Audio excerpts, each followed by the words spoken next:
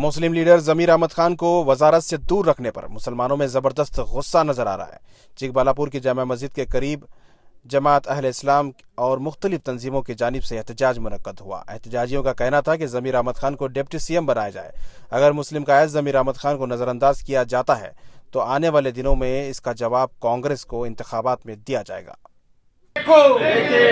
जमीर अहमद के DCM ಕೊಳ್ಳೇಬೇಕು, ನಸೀರ್ ಅಹಮದ್ ಗೆ cabinet minister ಮಾಡಲೇಬೇಕು, ಬೇಕು.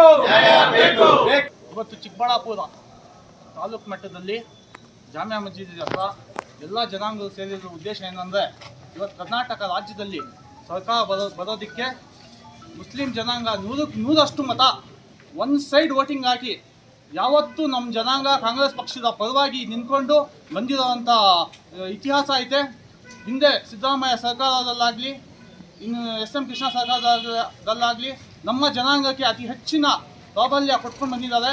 ಇವಾಗ ಇತ್ತೀಚೆಗೆ ಸಂಪುಟ ರಚನೆ ಆಗಿರೋದರಿಂದ ಎಲ್ಲ ಜನಾಂಗಕ್ಕೆ 2-3 ಸಚಿವ ಸ್ಥಾನ ಕೊಟ್ಟು ನಮ್ಮ ಜನಾಂಗಕ್ಕೆ ಮೊದಲನೇ ಹಂತದಲ್ಲೇ ಬರೀ ಒಂದೇ ಕೊಟ್ಟಿರೋದು ನಮಗೆ ಬಹಳ ನೋವಿನ ಸಂಗತಿ ಆಗೈತೆ.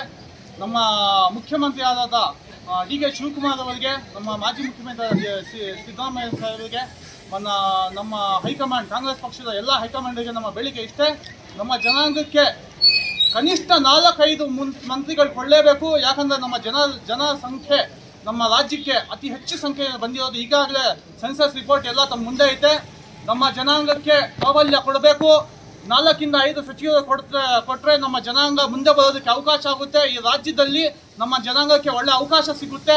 ನಾವು ಕೆಲಸ ಮಾಡೋದಕ್ಕೆ ಎಲ್ಲ ಜನಾಂಗ ಸೇರಿ ಸಮಾನತೆ ಏಕತೆಯನ್ನು ಕಾಪಾಡೋದಕ್ಕೆ ಅವಕಾಶ ಸಿಗುತ್ತೆ. ಅದರಲ್ಲಿ ಪ್ರಬಲವಾಗಿ ನಮ್ಮ ಜಮೀರ್ ಅಹಮದ್ ಅವರು ಹಿಂದಿನ ಸಿದ್ದರಾಮಯ್ಯ ಸರ್ಕಾರದಲ್ಲಿ 3 ವರ್ಷ ಪ್ರೋಗ್ರೆಸಿವ್ ರಿಪೋರ್ಟ್ ನೋಡಬೇಕು. ಎಲ್ಲ ಮಾಡಿರೋದು ಎಲ್ಲ ಕೆಲಸ 100% ಪರ್ಫಾರ್ಮೆನ್ಸ್ ಕೊಟ್ಟಿದ್ದಾರೆ. ಅದೇ ರೀತಿ ನಮ್ಮ ಜಿಲ್ಲೆಗೆ ಸಂಬಂಧಪಟ್ಟಂಗೆ ಕೋಲಾರ ಮತ್ತು ಚಿಕ್ಕಬಳ್ಳಾಪುರ ಜಿಲ್ಲೆಗೆ ನಸೀರ್ ಸಾಹೇಬರು ಇದ್ದಾರೆ.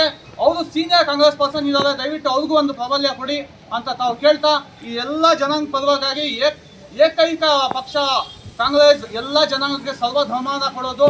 ಅದಕ್ಕೋಸ್ಕರ ತಮ್ಮಲ್ಲಿ ನಾವು ಬೇಡಿಕೆ ಮಾಡೋದಿಷ್ಟೇ, ನಮ್ಮ ಜನಾಂಗಕ್ಕೆ ಎಲ್ಲ ಜನಾಂಗ ಕೊಟ್ಟಂತೆ ನಮಗೂ ಒಂದು ಸಮಾನತೆ ಕೊಟ್ಟು 4-5 ಸಚಿವ ಸ್ಥಾನ ಕೊಟ್ಟು ನಮಗೆ ಪ್ರಾಬಲ್ಯ ಕೊಡಲಿ ಅಂತ ಹೈಕಮಾಂಡಲ್ಲಿ ಮನವಿ.